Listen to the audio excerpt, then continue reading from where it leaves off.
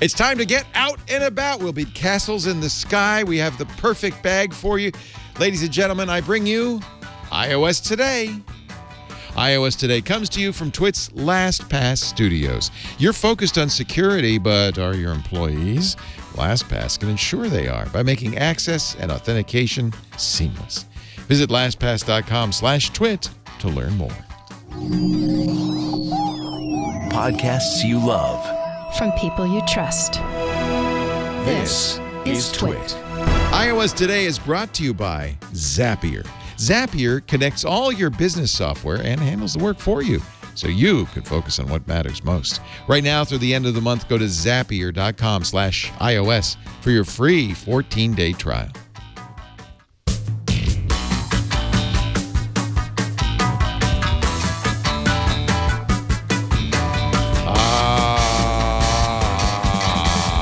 iOS Today time with, today, Matthew Cassinelli. Hey, Matthew. Hello. Thank you for having me. Micah's co-host on Smart Tech Today. Micah's under the weather today, so Matthew very kindly consented on this blisteringly hot February day. Yeah, not good. He says he's sweating in Berkeley. It is a little warm, a little toasty here. Weather is so strange these days. We're burning up in the middle of the winter. Matthew is, of course, besides the host of Smart Tech Today, a talented scripter, an excellent shortcut maker. Your shortcut I use every Tuesday.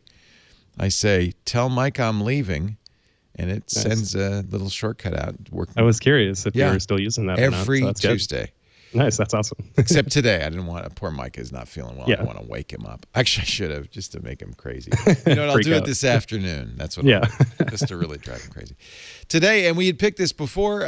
Micah has helped us prepare some stuff, and of course, Matthew has some stuff too. We're going to talk about apps to get you out of the house.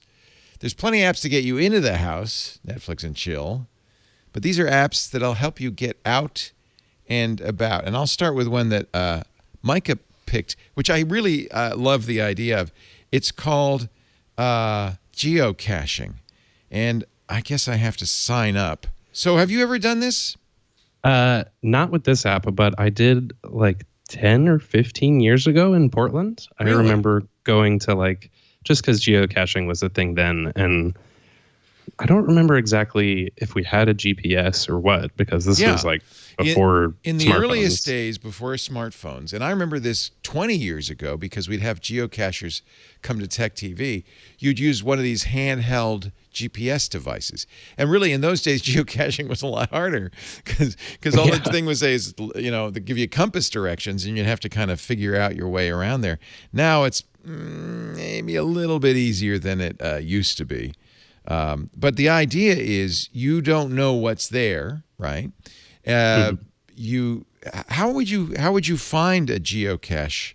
I guess you'd use this app, right? I feel like, when I did it, there was a resource online that gave you the coordinates and then slightly more instructions. Right. I think it was behind a tree under some rock or something like that. And then there's a little present or something that somebody left in there, and you're kind of, I think the general thing is you were supposed to leave something. Take one and leave one. Yeah. Exactly. And there's often a logbook and so forth. So this app makes it really too easy. It's actually, when I zoomed out, it showed me a ton of geocache sites, and now it's showing me one close to my location. This geocache is a physical container that is hidden outside. View the geocache's description for details and hints before you look for it. And look, it even says Twit Geocache. I'm 61 feet away.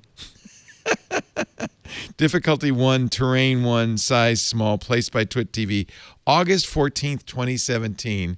Patrick Delahanty put it there right outside his office window. Is there still something there? Yep, still there. Still there? Hundreds of people have found it. We did it on Know How. Hundreds of people have found it.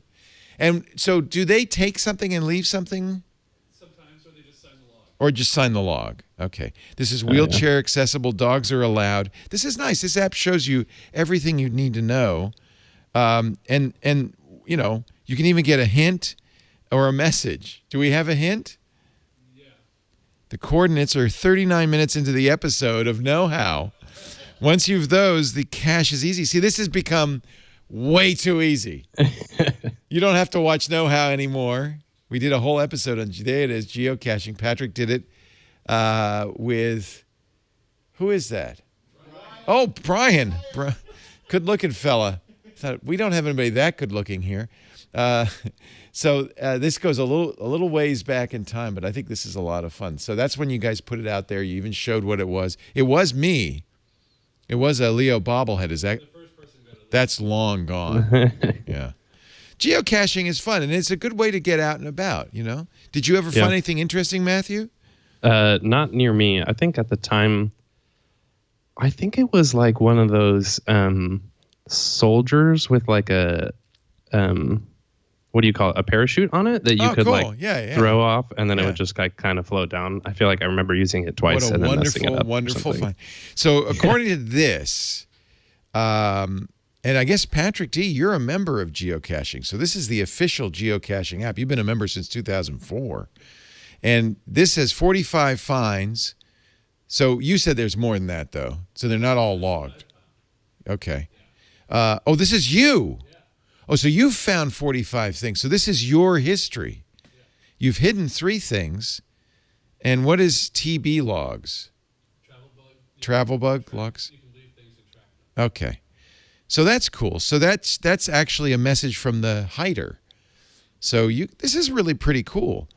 I'm looking around my area too, and it's like I like that this is just like a good, easy way to get out and do something that you don't have to like pay for necessarily. I'm sure that old school geocachers hate this. Look at this map. I mean, there's geocaches all over our area, tons of them.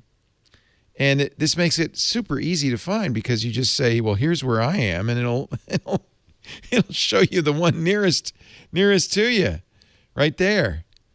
At least the one near me does have like a hint. So it's not just like exact. You still have to dig and hide or something like that, or find the hidden thing. Yeah, and there are different kinds. There's traditional geocaches. There's a number of traditional ones near us. DA planes and motorcycles. He's got something. It's a little more difficult. So this is fun. This would be but you're right. This is not exactly, this is more just for the casual cacher. It's so much easier these days. So that was, I guess Micah there we go. This is that's the geocaching app, and that's a free app, geocaching. You do have to make an account, as you saw. I had to make an account to use it. You wanted to talk about Foursquare. Is that still around?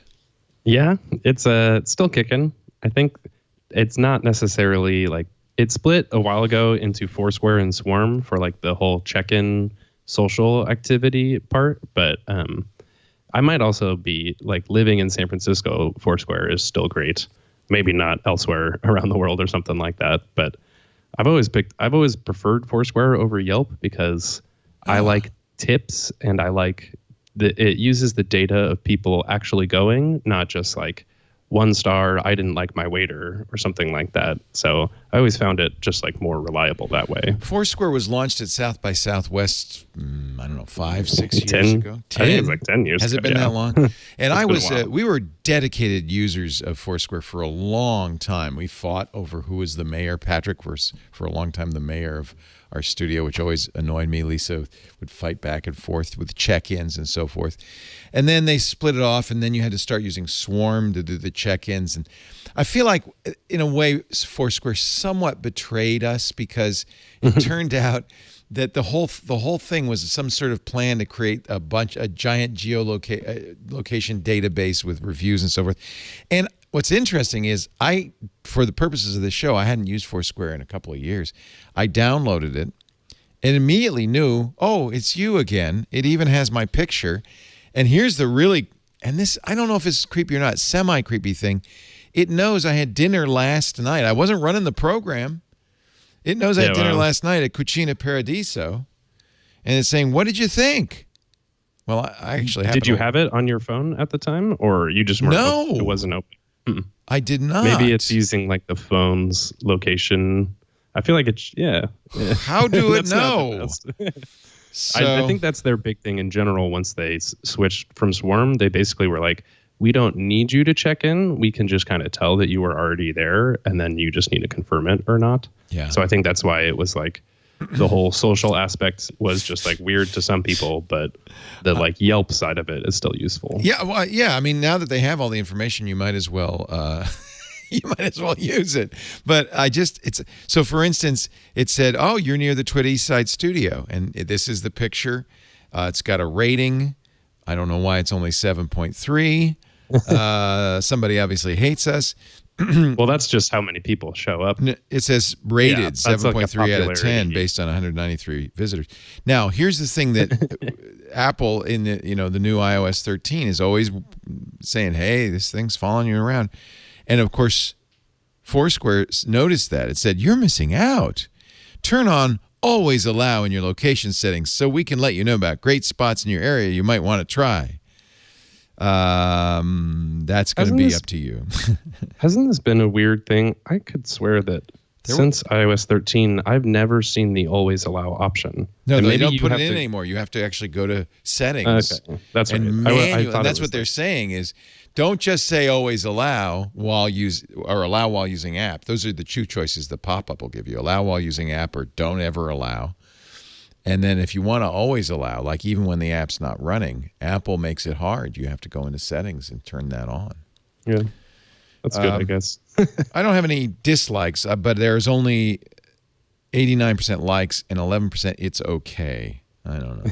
Lots of pictures, though, and that's the thing. So if you, and there, by the way, you, Patrick, the mayor, and 13 others have been to this place. So it's apparently, I don't know how it knew, but as soon as I launched it, it remembered me and shows places I've been to. And these are all the reviews I've done. If you've been to a place a few times, we highlight the visits on your tips so others know you're a regular. If you don't want these shown, turn it off in your settings. And then the only choice is cool. So remember to turn that off. This, I think it's funny because when Foursquare and Swarm first came out, we embraced it, we loved it, but we've all become a little more aware of what location information means, and I think people are a little more skittish about giving it up. There was also an article a couple of years ago. I can't remember if it was Kashmir Hill. Somebody got a demo of Foursquare's kind of God map, and it was a little scary because it would show you how busy a place was. It would actually show you. Do you use that feature? Like if you want to go out and you're looking at a club and it's jammed, you don't go there?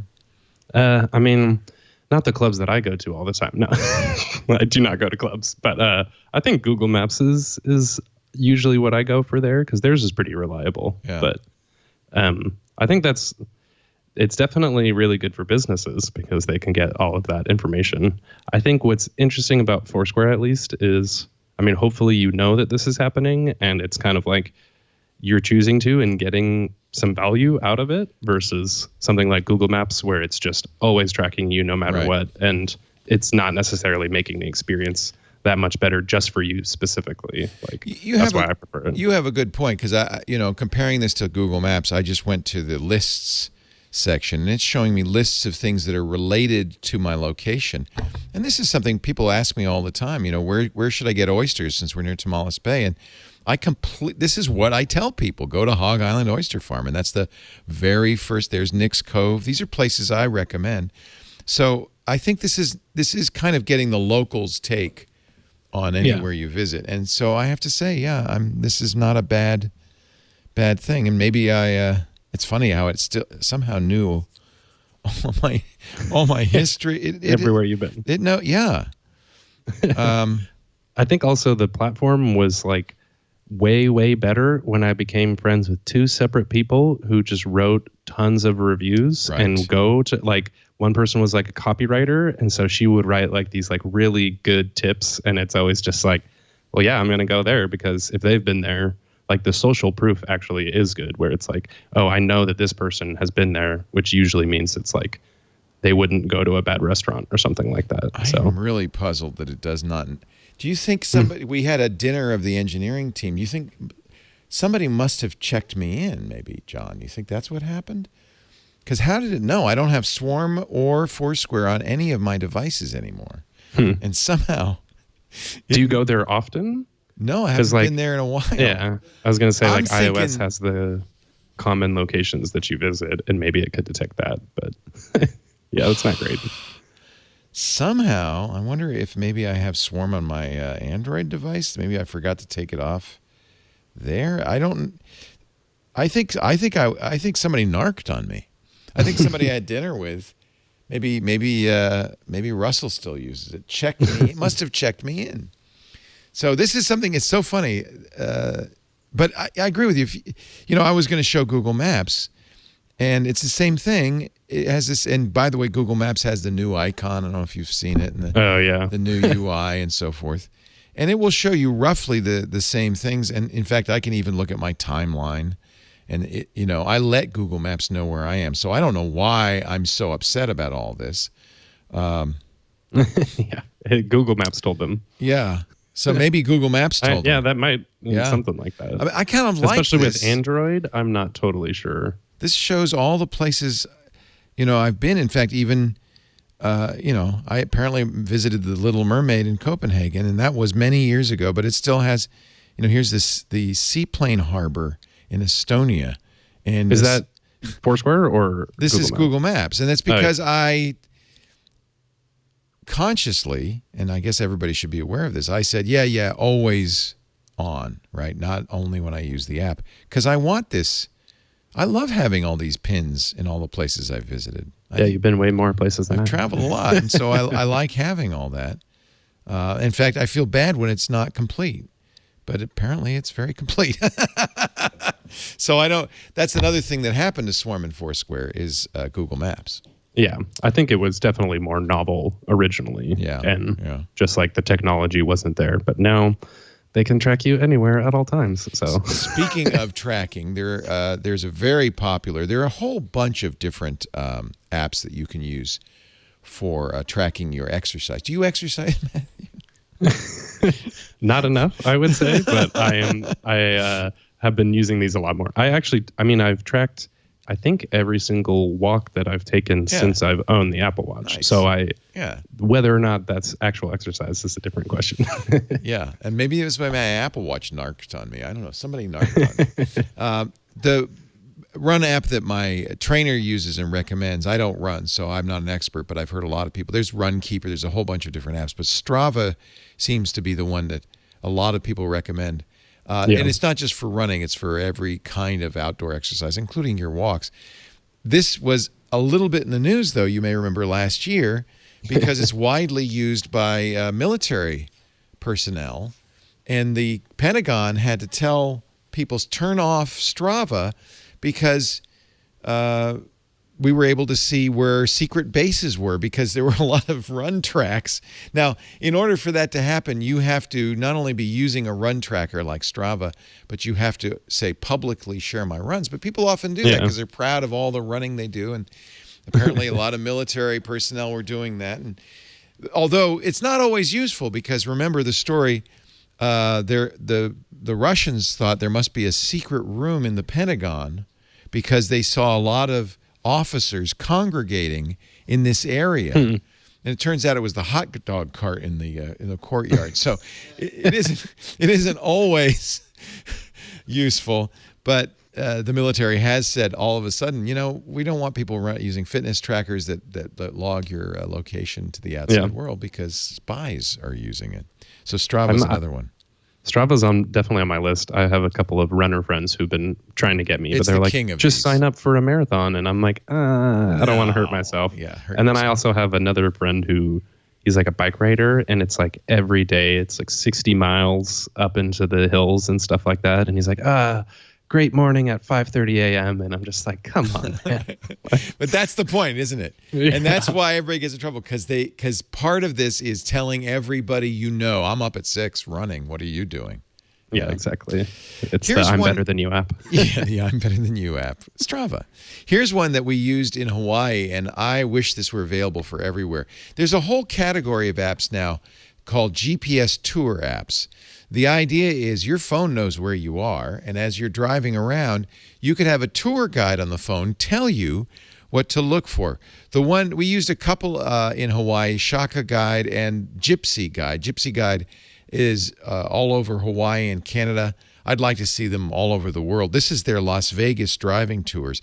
Now, obviously, I'm not going to be able to use this because I'm not in Las Vegas, but I'll give you, you're not close to the tour route, but I can give you a little browse of it, and this is the agreement not to, mess around with your phone. So here we are driving in Las Vegas, and what happens is as you go around, as you pass something, it'll warn you, hey, coming up ahead, there's something cool. If you want to get off, if you want to see it, in this case, this is going to guide us out of Las Vegas to, what was that, the Boulder Dam, I think. And it'll show you, let me play a little bit. As you can tell, this is Las Vegas's airport on our left. Approximately 50 million passengers pass through this airport each year. Its official name is McCarran International Airport. So it's kind of like having a garrulous, kind of avuncular older fella in your back seat who just can't stop talking about things, but that makes it kind of fun, right? I think that's kind of cool. Let's see what we can see out here. This is as we drive toward the Grand Canyon. This includes Boulder Dam, Grand Canyon, Red Rocks, some of the... Things are going to change soon as we transition into some more classic desert scenery, complete with tumbleweeds. I know you've been waiting to see those. The Grand Canyon is on the list of the 7 natural wonders of the world. So I think this is a really wonderful thing. Now, it's $10 per destination. So, but if you're going to Las Vegas, $10, and you get a bunch of trips around Las Vegas, I think that's really cool. As I mentioned, there's quite a few of these. They really like the national parks, so you can see Rocky Mountain, Grand Teton, Arches, Canyonlands. They're also big in Canada. They have Banff. There's Yosemite. I really liked the GyPSy guides, and the name is clever because it's capital G Y capital P S capital S Y. So it's we did the Road to Hana, which is you need a guide on the Road to Hana. There's a lot to see. There's Yellowstone, Big Island, Oahu. We were on Kauai, and so you buy the Kauai guide at $10, and you get a whole bunch of stuff. They also have collections. So for $26, you can get Maui, Kauai, Oahu, and the Big Island. So if you're going to spend some time in Hawaii, I highly recommend these. It's fun to have a garrulous old fella in your back seat. You won't believe what you're about to see next. It's good. And this seems like the ultimate dad app. It's a dad app. Your dad, he's like, I want to listen to this entire thing. And you're like, Dad, but it's also still good. The nice thing about the GyPSy guides, and as I said, I've tried other ones. This one I really like, is they time it perfectly. So it starts talking automatically. You don't have to press a button as you drive by something. And the timing is so good that he can say things like, on your left, you'll see a red sign for the best shave ice in Kauai. Now, if you want to stop here, turn left. If not, let's go on. And it's cool. Really perfectly timed. So it is, I think they've done it very, very well. I'm a big fan. The GyPSy guides, I only wish they had them all over the world. There are GPS tour type guides for pretty much every destination. So if you search iOS and the App Store, you'll find them. These are my favorites, though. I'd like to see more of them. Do you have anything else you want to show us? I was going to say I should make a Hawaii trip just to test this out. Yes, I think so. I think that's a must. Yeah, we did it last year, and it was really, really, really fun. We did Kauai. I was going to say, I thought of Google Trips, but they're shutting that down. Isn't that sad? Yeah. But I think when that came out, somebody else mentioned Culture Trip, which is like a similar type of service where it's just like you find a location and it'll tell you like interesting things around the area. There are a lot of guide applications. I think that's a really good use, and it takes advantage of the fact that the GPS is built into your phone, so it knows exactly where you are. There's 2 other programs Micah wanted to mention, but I think he did it because of me. He knows I'm a big fan of Pokemon Go. This app, Niantic, which created this, was a part of Google. In fact, they spun off. They were the Maps guys. They ended up creating a program called Ingress, which was pretty geeky, and not a lot of people played it. But they got a lot of map data out of Ingress, and they were able to create Pokemon Go from it, and you'll see we're in a land populated with little Pokemons. There's also Pokestops. There's one next door at the Italian restaurant Cafe Giostra where you can collect goodies, and there are also Poke Gyms where you can go to battle other Pokemon. This game launched in the summer of 2016. You, I'm sure, remember. But look at that, 22 kilometers walked. You remember this came out. They claim billions of kilometers walked by Pokemon Go players with just the idea of, playing the game. But as you play the game, you get out and about. They've added a lot of features. You can now walk with a Pokemon. It could be your friend. I'm just going to give this... and there's augmented reality, although I don't usually use it. I'm going to give my my little friend here, the Feebas, some nanabs, which are... and he's happy. Also, if I scratch, I can scratch his neck, but I'll just give him some more berries and make him happier and happier. And if I get him happy enough, which takes 3 nanab berries, so I'll give him one more, he will walk with me. So the whole idea here, and I think Niantic's got 2 ideas behind this. So he's joined my adventure now. One is they're collecting a lot of location information that, of course, as we now know, is valuable. Look, I walked 15 kilometers this week. I'm going to get some stuff because of it. Here's my rewards. A bunch of red Pokeballs, which I can use to catch Pokemon. And there's my Feebas. He'll be walking with me from now on. So this is our actual location, and there are little Pokemon around here. The same company, Niantic, was then approached by Warner Brothers, as we've mentioned, and they created a Harry Potter game. The game mechanics are different, but the map is the same. You saw that. And by the way, you saw that Always Allow. I think the Always Allow maybe is only the first time. I don't know what the rule is on that. I have to tell it my birth year so that it knows I'm not a kid. I'm going to lie because in a second it's going to let me log in. You don't have to hide my birth year. He's hiding. Don't want anybody to know that, Leo. I'm going to sign in with my Google account because I did play this for a while, and so I do have an account. I found it to be not quite as compelling as Pokemon Go. And since my wife still plays Pokemon Go, I have to. I tried to get her to play Wizards Unite, but she is not the fan of Harry Potter that I am. But if you're a Harry Potter fan, I mean, there's the music.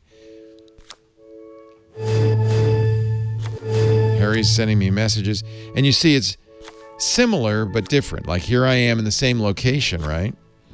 And there's things I can do, potions I can make, things I can buy because both Pokemon Go and the Wizards Unite game are free, but they sure would love it if you'd buy a few things from them. Oh, good. Some gold to spend on a Barufio's Brain Elixir. Thank you. I appreciate it. I love Barufio's. I know. I'm sorry about the glare. Yeah, see, now I'm made to buy this, so really they didn't... If you're a Harry Potter fan, I think at least initially, you'll really enjoy... Oh, I'm sorry, I have to claim all these prizes. I haven't played in a while, as you can see. You'll really enjoy the real-life music, the characters. A lot of the... Adventure Sync is the thing that means it's always on and always watching you. And that, I think, is a mixed bag. I mean, it's got the location stuff, right? It wants me to turn this always on, right? And brought me right out there to do that. And the reason is with Location Sync, it'll monitor my walks and I can get points for walking around. I have mixed feelings about this. On the one hand, yeah, it's encouraging you to do more walking. But on the other hand, it's following you everywhere you go, and they presumably are collecting location information. So I don't know what's going on. It's dark. Maybe it's saying, don't play this game anymore. Wizards Unite and Pokemon Go. I think of the two, my favorite is still Pokemon Go, which is ironic because I really wasn't a big Pokemon fan, unlike Kevin, who knows every Pokemon by heart. But that's Sing his the age song. group. Sing the song. You probably the same, don't Electro, you? Diglett, Nidoran, Mankey, Venusaur, Tentacruel, yeah, he Fearow, knows it well. Pidgey, Seeping, Jolteon, Dragonite, Ghastly, Ponyta, Vaporeon, Poliwrath, I don't. Butterfree. I'm not that big of a fan. Matthew, you don't know what you've unleashed. I'm more of a Harry Potter fan. I know all the lore, and I've seen all the movies, read all the books, even saw the play in Broadway. So I know a lot of the lore. I only read up to book 4. Yeah, I read them all. Then the movie started coming out. Yeah, I know. That's what happened to a lot of people. They said, well, I don't have to read the book now. I can watch the movie. The books are better. Anyway. I feel like one of the cool things about Pokemon Go is that now it like hooks into the other Pokemon games and stuff. Yes. I put a link in the document that we could put in the show notes of just like there's this very convoluted transfer guide where you can transfer your Pokemon across all of the different games and back and forth and stuff like that. Yeah. That's silly. But it's smart. And even if you're not a Pokemon fan, I think the mechanics of Pokemon Go are better and the game is more engaging, will keep you engaged longer. I'd like to see more games like this, though. I have to say, it got me out and about. When I was, avidly playing Pokemon Go, I would get on my bicycle and go down to locations where I knew there were a lot of Pokemon. I'd walk more. Lisa and I would say, I think it's time to go downtown and fight some gyms. And so I know that works. It works for me. It gets people out and about. So that's what this is all about, getting out and about. And a great suggestion. Thank you, Micah Sargent. Have you played Minecraft Earth? Oh, you want to show that real quickly? This was a little disappointing to me. Oh, really? Yeah. Now, because it's early beta, and I think that's part of the problem. The idea, and I'm a big Minecraft fan too. The premise of it is excellent, which is that it's an augmented reality Minecraft game, and you can place, castles and things in the real world and interact with them. Over here mining my little water area. Oh, so you're playing this game? Yeah, that's pretty. I mean, I don't do it all the time. I think I mostly tried it out when it first came out, but I do. I like Minecraft. Like me too. I love this mechanic fits very well. Oh yeah, for anyone, I'm like setting up a whole tree thing that's over here on the side, so I can't exactly show you, but like that's one of the problems we've had with showing augmented reality games. You can't play the game and show it because we have to keep the thing aligned. But here I am, and this is, given you just saw Harry Potter and Pokemon Go, you'll recognize the layout of the streets. This is the same thing. It's a real map. Of course, it's that 8-bit Minecraft style map. You can mine stuff. So I'm mining a tree by tapping it, just as you would in Minecraft. There's stuff lying around. The mechanics are fairly similar to Pokemon Go and Harry Potter, although this is not a Niantic game. This is out of Microsoft. And it really shows off a Microsoft Azure feature called Places.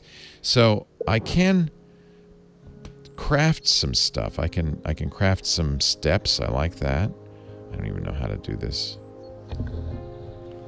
Yeah, it's good. I do think the directions are not super clear. Like you have to build a thing next to you and like.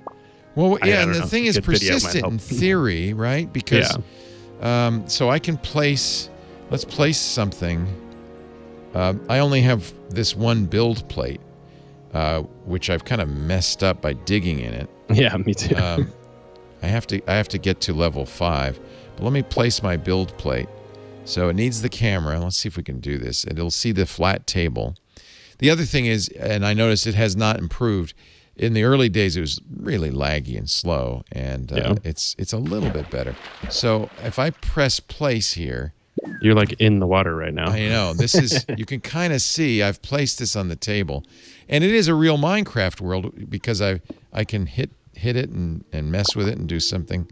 I think if you press the other button, it destroys this button them. Is the one? Yeah. Pickup mode. That's it. Okay. So you can see I've unfortunately dug holes. You can also place stuff. I think I put a pig here somewhere. Let's go back to pointer mode. I think you have to physically move, so it might not work on camera. Yeah, there's a pig here somewhere. I can hear it oinking. So, there it is. Unfortunately, this poor piggy's fallen down the well. So I'm going to have to release him at some point. So, that's cool. I was a little disappointed because I thought my hope was that I would build this thing and other people who came by would see it. But that's not the case. Yeah. I think it still needs improvements, but I liked it just because it was like the Pokemon Go part, you're like throwing the Pokeballs at the people who are placed in real life. But like, I was like standing outside and dug a big hole, and then I was kind of like freaked out because I felt like I was going to fall into it. That means it's good augmented reality. There, it's a pig. Exactly. Come on, piggies. Oh, I got a fish. No, he's just in that. I don't know what it is. It's something weird going on there. So there you go. That's Minecraft Earth. If you're a big Minecraft fan, it'd be worth looking at. I am, and it is not as fun as this video implies. Let's put it that way. That's the thing. The video really kind of sold oversold it. Maybe like you could walk into these things and no, man. I wish it were like that. That's it for our Get Up and Go apps. Thank you, Matthew Cassinelli. We're going to take a break. We've got questions. Sure. You've got answers. We also have some iOS news as we come to you today. Again, if you're just tuning in, I feel bad. Micah fell ill. He's just a little sick, and we decided to give him the day off because we don't want to get it. That coronavirus is really deadly, I hear. No, he doesn't have coronavirus. But thank you, Matthew Cassinelli from Smarter Tech today, coming in and helping us out. Our show today brought to you by Zapier. I'm sure Matthew knows all about Zapier. Oh, yeah. Because of home automation. But it's really also a great business tool. Zapier is a tool that automates your business workflows. I almost hate saying that because that sounds like you have to do some programming. No, not at all. Zapier connects more than 1,500 of the tools you use, everything from Facebook and MailChimp to Google Drive, Slack, and of course all your home automation stuff. And you can create little routines. Now, unlike other tools like this, it's multi-step routines. So, I've used other tools to say, okay, if when the weather says the sunset is happening, then make my hue lights be glowy. But this can do so much more. You can say, when I get home, unlock the door, turn on the lights, play my theme song, and start dinner. I have zaps that do all sorts of things. By the way, you'll save a lot of time. You don't have to go to the developers. You don't have to get it coded. You can create these very simply in minutes. And the nice thing is having a tool like this, we all know, we're doing something repetitive. We've done it over and over again. We all know, gosh, if I could just, get a program to do this, I wouldn't have to keep doing this over and over again. Well, now you can without any coding. Zapier, Zapier.com/iOS. Just go there right now, connect the apps you use the most, and let Zapier take it from there.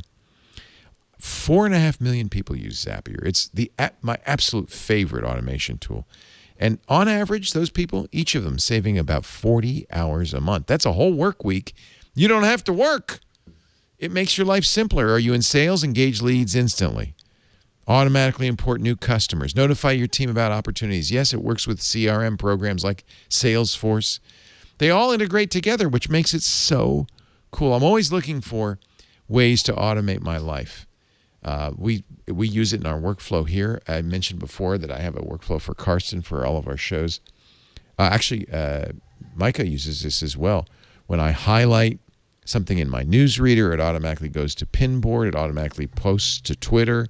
It automatically goes into a Google spreadsheet, carefully formatted so it makes it easy for Karsten to integrate it.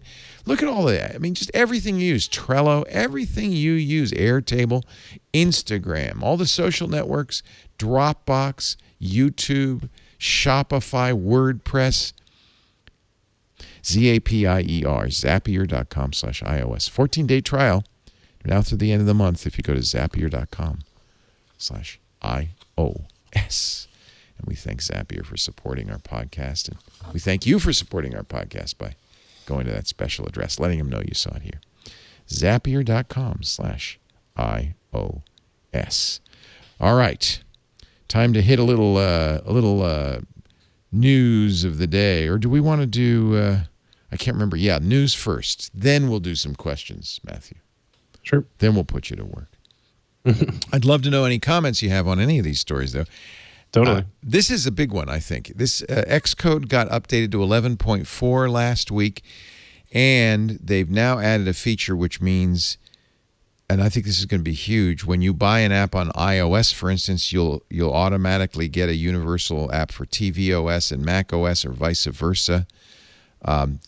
Now, so far, of course, you've got to have the developer support this, and I don't know there are a lot of programs that do. But now that it's built into Xcode, it should be a lot easier. Do you use Xcode? No, not personally. Yeah. I mean, sometimes my Mac opens it when I don't want it to. But All the time. yeah. The thing is, you can do a lot of stuff, but once it's in Xcode as a switch, a button, it's a lot easier not have to do it by hand. So that always means Apple has basically blessed this idea of universal purchases, and we'll see more of them. I hope. Anyway, the other little detail that they have is like I might use Xcode in the future if it does come to iPad, because there's a whole category of developer tools now on iOS, which is, I personally want to see shortcut stuff in there also, but that'd be pretty cool to build and release an app from the iPad. I always look for apps that have APIs, programmer interfaces. And then, of course, you look for the support for programming in the tools you use. And on Apple devices, Xcode's clearly the best tool to use. And so once you see those things together, now you can on your own, or developers can hook stuff together and create interactions that make it so much more valuable. It's really great. Xcode 11. Yeah, you always have to install it because we're going to start a new show called Hands on Mac. I'll be talking about this quite a bit. Stay tuned. The NYPD, you've seen it all the time. You saw it on Columbo. Remember, he'd get his little pencil stub out from behind his ear and he'd start writing in his little notebook. The NYPD, the New York Police Department, of course, for more than 100 years, since the 1800s, has been using a handwritten activity log. This is actually a classic image that the New York Times published of Officer Sean McGill's memo book. He was the first officer on the scene at the World Trade Center on 9/11. And so I think it's really important when you look at this. This is a historical document. Unfortunately, or maybe fortunately, I don't know, the New York Police Department is moving to department-issued iPhones and a log app. Now, of course, the log app can automatically log a lot more, like GPS location, date and time accurately. But then the officers have to go like this. I don't know.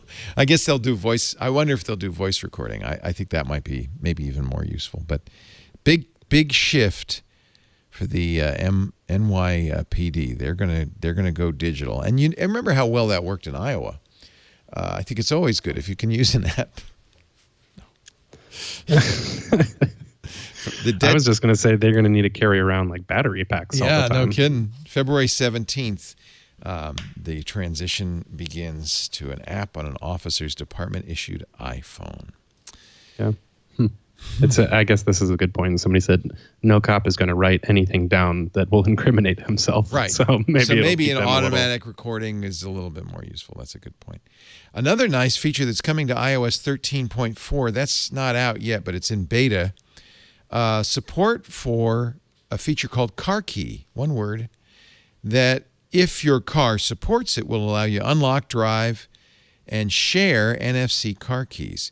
It has to be built into the automobile. So the first step, of course, is to create, as I mentioned, the API. That's what 13.4 has.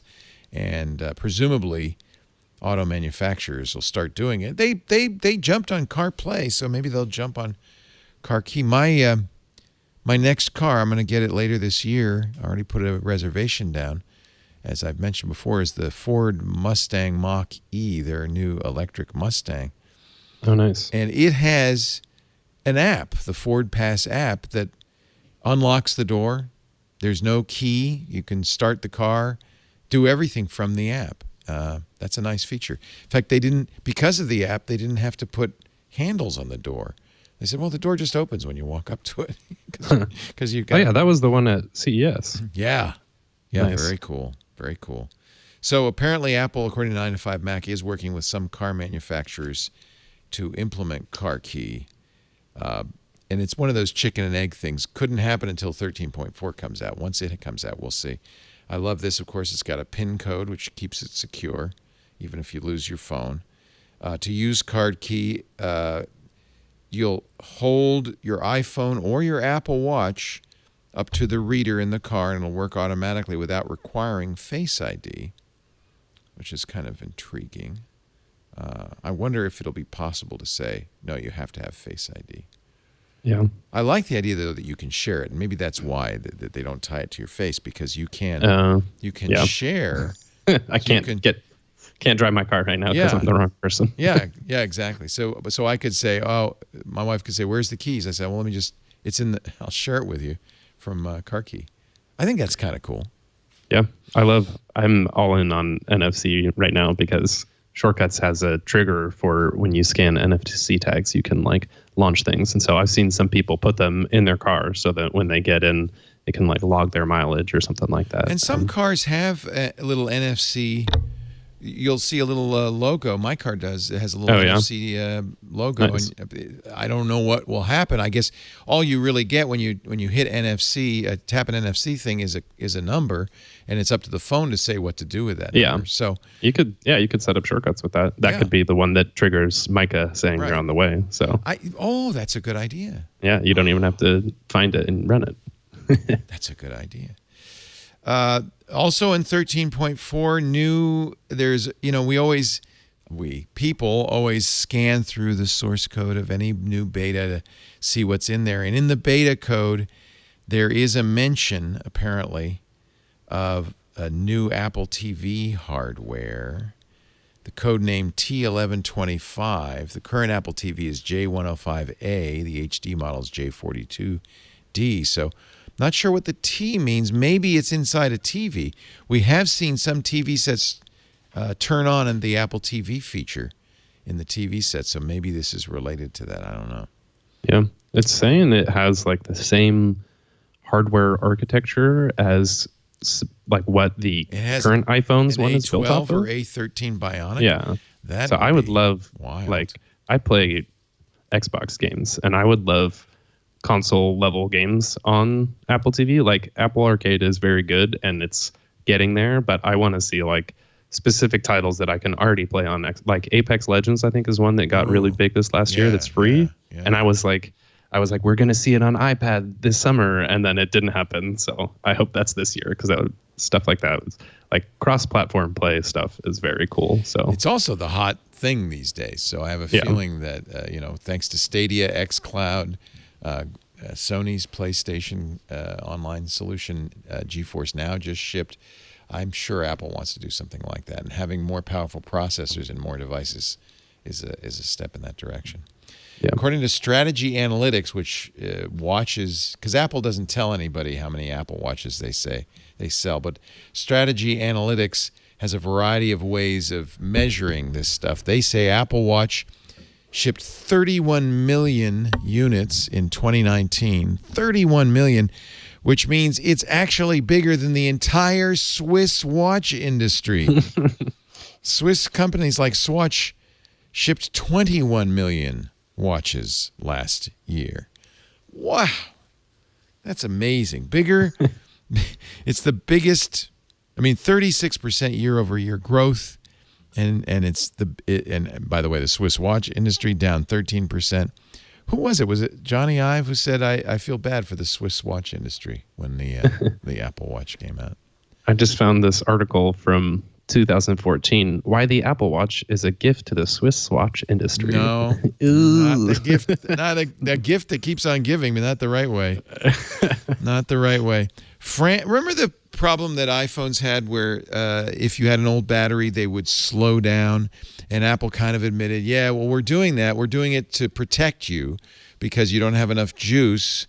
We don't want to drive the phone too hard. You could have spontaneous resets and crashes. Yeah.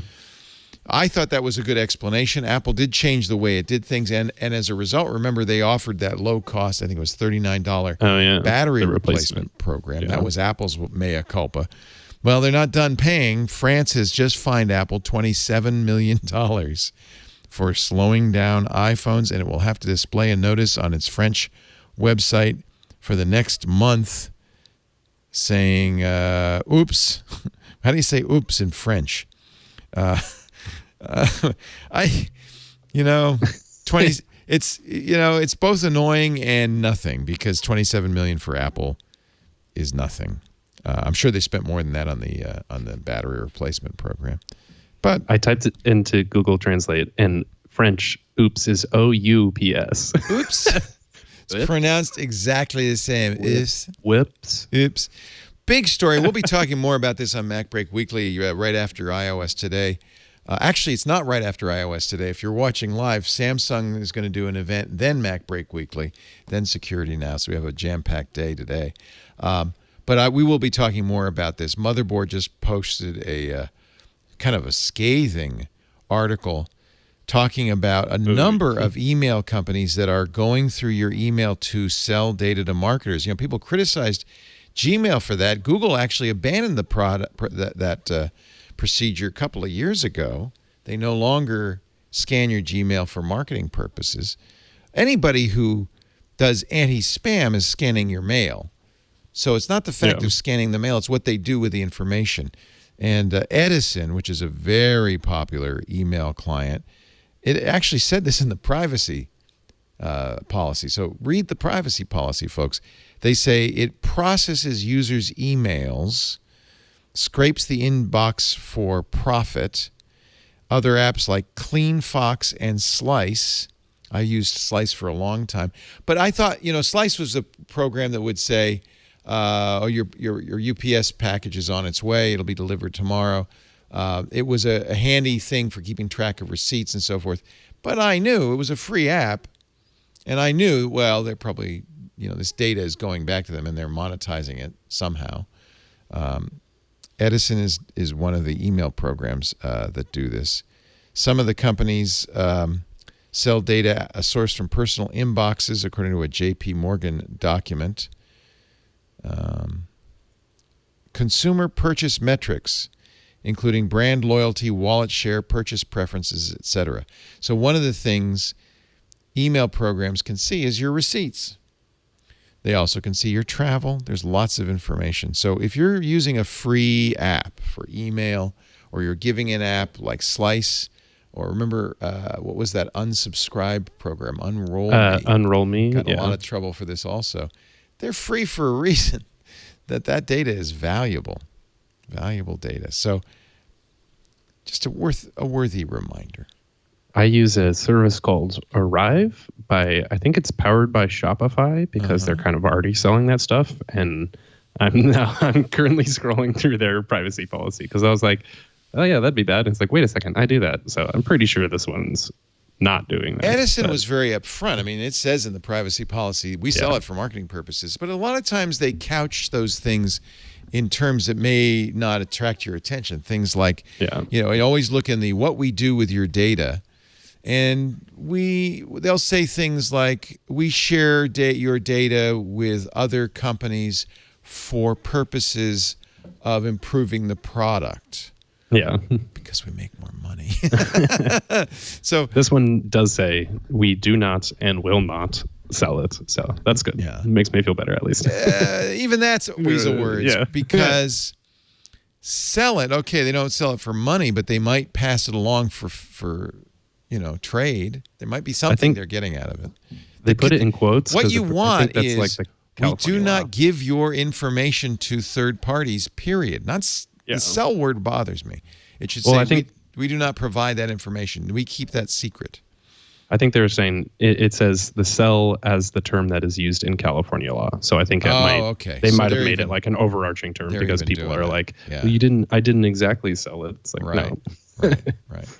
And there are articles on the Edison support page on how to opt out of that. You can do that. You can even delete stored data. I'm not going to pat them on the back for that. That has probably more to do with the California privacy law, AB 5 in the state of California, or is it? Maybe it's not AB 5, but the California Privacy Act and GDPR in Europe.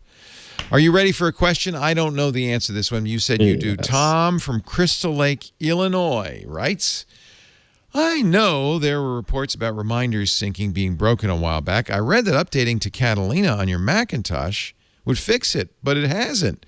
I have an iPhone 11 Pro Max, an iPad Pro, a 2014 MacBook Pro. They're all running the latest OS. Syncing just doesn't work. I've tried deleting and re-inputting my reminders. I've rebooted devices. I've turned off iCloud. What's the story? Well, my answer is I am don't work. also having this problem, and it is not working at all. I saw your tweet. Yeah. Apple, please fix reminder sharing. So you're saying if I put a reminder in my iPhone that it won't go anywhere to reminders anywhere else? It's the shared lists with other people. Oh. And I think it doesn't seem like a bunch of people are like, oh, this, of course, when you ask for tech support online, it's like, it's fine for me. But I just like anytime I add something, it goes to my girlfriend's device. But when she adds something, it doesn't go to mine. Right. So like literally last night, we didn't have enough pinto beans because I used too many. It's and your fault. We both were like trying to use them. And so this is honestly like very frustrating because it's something that I've been using for years and years and I have no idea how to fix right now. Did it used to work? Yeah, it was fine. It's like, I mean, it was probably like I tend to run betas. And so maybe like it got out of sync then, but iCloud stuff has not been reliable this year at all. Like they were supposed to do folder sharing with iOS 13 and now it's just in the latest beta they're doing it. So I have a feeling they upgraded the whole architecture of reminders in iOS 13 to like a new style. So I think that's why it's happening, but it's one of those things that Apple's software quality has been really bad this year. Yeah. And this year is just like this year, been worse iOS this 12 year. was awful. I don't encounter this because I don't use reminders to share lists. I use, Google Keep is a free solution that does exactly the same thing and works on all your devices. I actually use AnyDo, which is not free, but it's my to-do list, but it also has a shared grocery list. And one of the reasons I moved to AnyDo, although Google Keep will do this as well, is because I can tell my Google Home add something to a shopping list. And I've demoed this on the show, and I love that feature because I'm going through the refrigerator. And instead of looking in the refrigerator, then getting a pen and writing it down, I can just say, hey, Google, add broccoli to my shopping list. Actually, you have to say grocery list, and it will do that. And you can add them all by voice. It'll even say anything else, and you can say 4 or 5 things at a time. Oh, wow, and nice. You can share it with your spouse. So that's pretty much why I used reminders. Was it's just like I have a HomePod and we can just shout it out. It's but built that's in. Why it is one of those things that when it suddenly doesn't work anymore and you shout it out and then it doesn't get on the list and doesn't get bought, you start to you can really like kill the trust that people have in some of these things. I trusted you to get pinto beans. You failed me. I'm going to have to go get those right after this episode, basically, because we need them still. I have some I could give you if I could only throw them at you. Zeke writes from Florida, I have a really nice leather messenger bag I love, but it's just not practical for the things I put in it. I'm looking for a new one. I remember a long time ago, Leo made some brand suggestions that he's used and others he liked, but I don't remember them. What bags do you guys use on a daily basis? Any bag company suggestions? I carry a bag right now that you probably won't like because I know why you don't like a messenger bag. This comes from down in San Diego from the Corona Leathers. They hand make these, and I like it because it's a purse, but it's manly. It's manly. It's a merce. And you can sling it over your shoulder like a messenger bag. But I know why you don't like your bag probably is because it doesn't have slots and pockets for the things that you carry.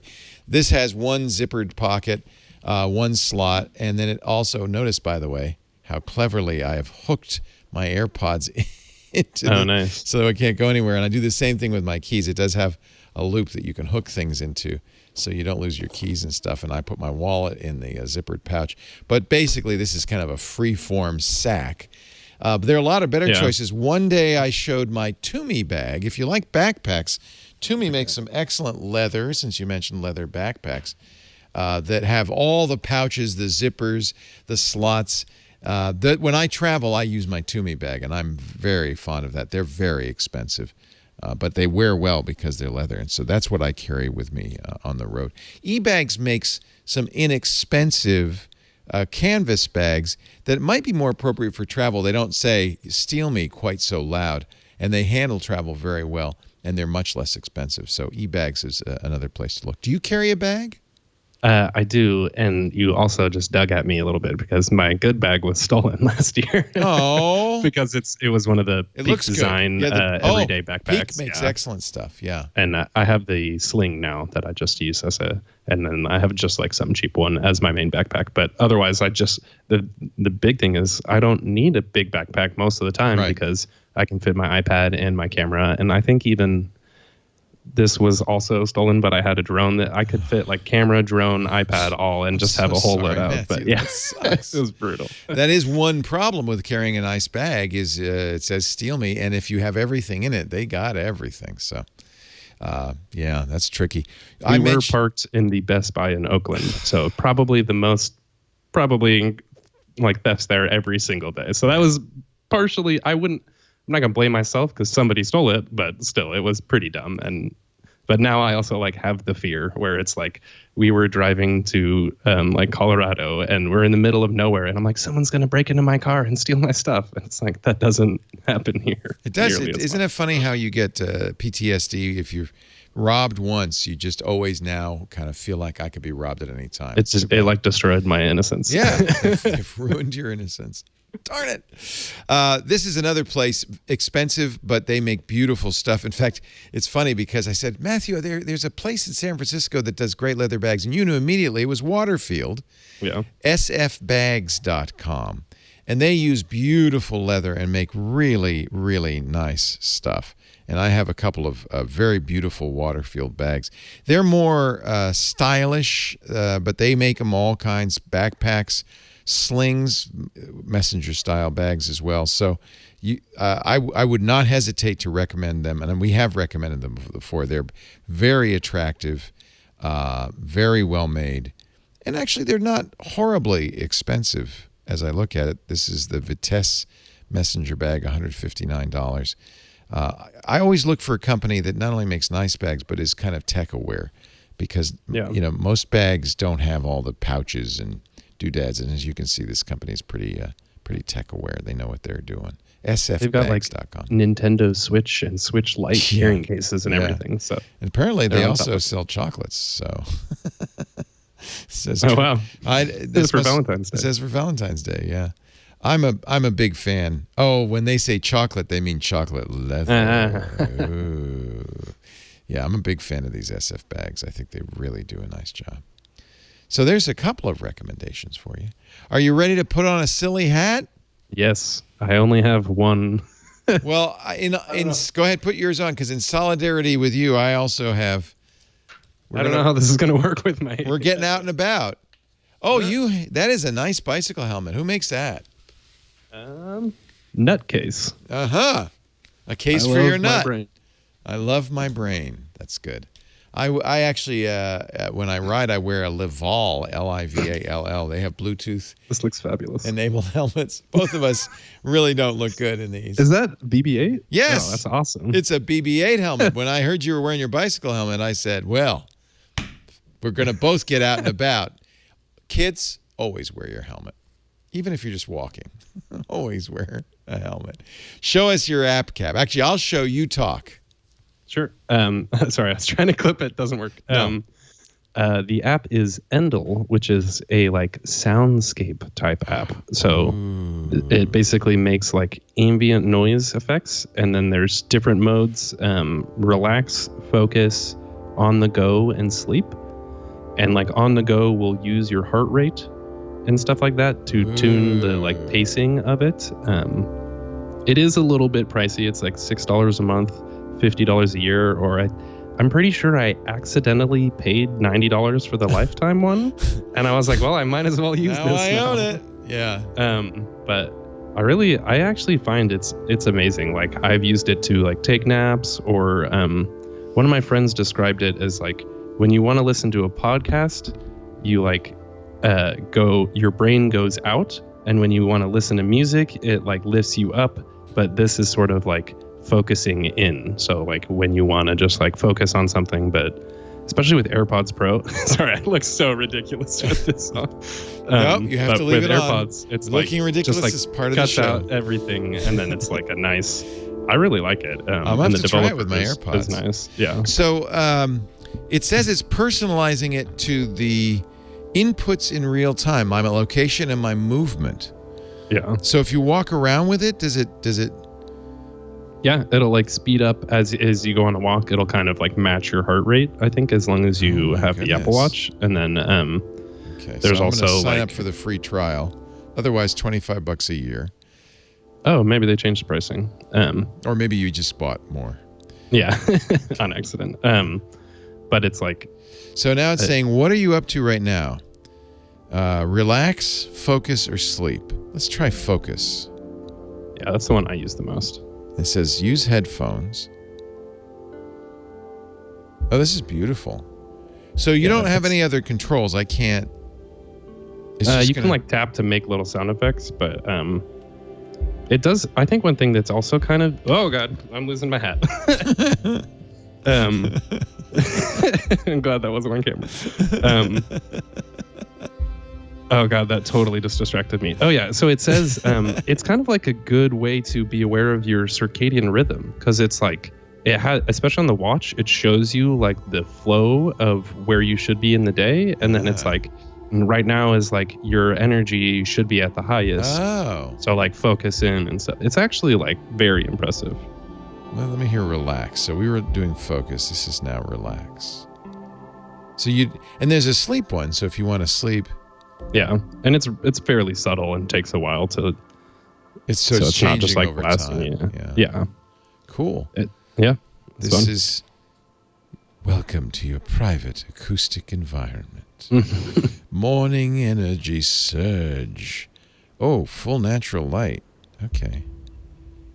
Oh, I was just on the demo thing. This is the actual. And you're right. You touch it, you can do stuff. It's kind of just like a delightful app, and it's like some music can be distracting, and it's not like instrumental music or something that can still be like you have to find the right tracks. This will just go forever. So it's like can be your like daily companion type of thing, which is I enjoyed a lot. And it's on the phone, it's on Apple Watch. I'm really trying to get him to add Siri shortcuts, of course, to just start playing back, but. Maybe now that I mentioned it on the show, they will. Spacebar stops it. That's handy. So it does. Oh wow! I don't think I've ever tried to use it with the iPad. So the keyboard. Is it Instagram Insights settings. Let's look at settings. Okay, data access, location data allowed, motion data allowed. I turned all of that on, and then you can remove personal data. So very cool. That's called Endel. Yeah, you might need to stop it also, otherwise it'll keep going. Oh, very important. It plays in the background. Yeah. That's good. Not everything does. Very nice. My app is something Lori Gill showed us on MacBreak Weekly. I think it was last week, and now I'm hooked. Thanks a lot, Lori. It's called SpellTower. You have to like word games, okay? Oh, yeah. And I'm going to start. I play it on my iPhone, but I'm going to $4.99 to unlock the full game. Actually, I think I did, so I should be able to just restore that. I'm losing my helmet over and over again. That's good. It's a good look for you. Let's see. Double I click. should put it in my YouTube videos. All right. Cha-ching. And I'll show you this game. It's a lot of fun. It is hard to describe. There are different puzzles. I'll do Tower, which is kind of a combination of Tetris and, those word spelling things. So, actually, Tower is not. Tower is not a Tetris game. There is a Tetris-like game. So here I'm looking for all the long words I can. Longer is better. You get more points. And you get points if you get the various colored tiles do different things. You can go diagonally, you can go up and down. If you like word scrambles, if you do those word scramble puzzles in the newspaper, you'll like this a lot. Let's see, T-I-N-G, that's a word, right? Yeah. Okay. This is the Tetris. See, so it's words are going to come down. Softy. So you always want to get a little more on there. Oh, yeah. So I'm slowly getting this down here. Lame. probably should do some stuff down here. I don't know. Do you like that kind of the word scramble where you're looking for words, spelling words? I'm not super siders. Nope. CIDERS. There we go. It's kind of satisfying when you get it to work like that. Yeah, I love the sound effects. Yeah. And, I was gonna say, what are his other games? Because you recognize the name, yeah. I think Ridiculous Fishing is one of the ones. Yes, I think you're right. Yeah. This is conceptually, this is a really trivial game, but what he's done is he's made it attractive with the sounds. He knows how to write a good app. Let's put it that way. And I think this was originally like on the App Store years ago, and then it just kind of got overdeveloped or something and like not modernized, and so this is like a re-release. Oh, nice. Well, it's well done. It's Word Tower. You can see the list of words. You can share your great score. You can try other puzzles. Zach Gage. There's quite a few of these. There's lots even of just the sounds are like, I want to go play again. It totally reminds me of... gets you. It's very satisfying, yeah. It's like Threes, where it just like the little dings and bops. Yeah. Isn't that nice? Yeah, it is. It's like Threes. So if you want to play Threes, but you're not a Threes-like game, but you're a word person, not a numbers person, this is an excellent choice. Thank you, Lori Gill. SpellTower Plus. And $4.99 for the complete unlock, but it's free to play. And that, ladies, the music is very fun. Yeah. I like it. That concludes this thrilling, gripping edition of iOS Today. You'll find Matthew Cassinelli when do you do that? Thursday with no, Mondays. Monday. Yeah, okay. at 4 p.m. 4 p.m. Smart Tech Today. Pacific, 7 p.m. Eastern Time, Smart Tech Today with our good friend Micah Sargent. Micah, get better. We'll see you back here next. I'm sure I'll be better by Thursday for Tech News Now. iOS Today is produced normally around 9:30 a.m. Pacific. That's noon Eastern Time, 1600 UTC. Please stop by and watch the show. We stream live audio and video of it at twit.tv/live. This is one of the few Twitch shows where it is very helpful to see what we're doing, but you can listen to. You can also get on-demand versions of the show at the website twit.tv/iOS. You can watch on YouTube. If you're watching live, join the chat room, irc.twit.tv. If you're watching on demand, we have a place for you too, our forums at twit.community. There's even a Mastodon instance. It's kind of like Twitter for geeks. It's called twit.social, and we'd love to see you in all three places. Matthew's in the Twit forums, twit.community, pretty regularly. Thank you, Matthew Cassinelli. Anything else you want to plug? What are you working on today? I am currently working on a video review of Fantastical. What do you think of the new Fantastical?